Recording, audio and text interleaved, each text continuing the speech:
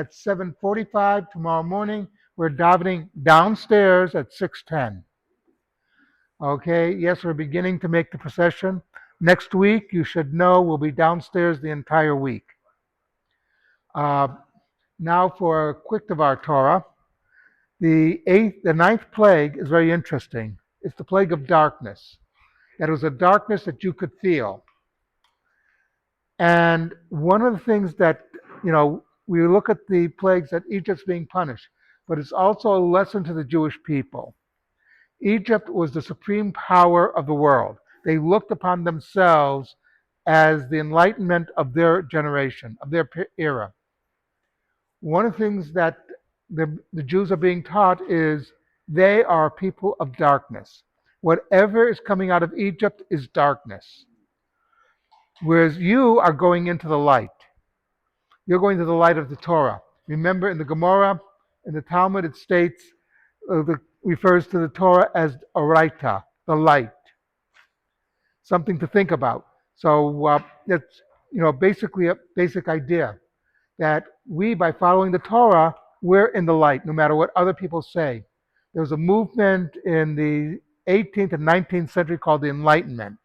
Originally, by the way, it was a religious movement, but they moved away from being religious, but they still call themselves the Enlightenment. We are enlightened, unlike these people in darkness who follow religious laws, etc. But the truth is, they led to some of the most darkest periods of human history. That I believe it was the poet Heinrich Heine, who wrote in 1832 that if the Germans ever stopped believing in God, as bad as they were when they believed in God, it would be 1,000 times worse. That the lions in Africa would hide from them. The birds of prey would be hiding from the Germans.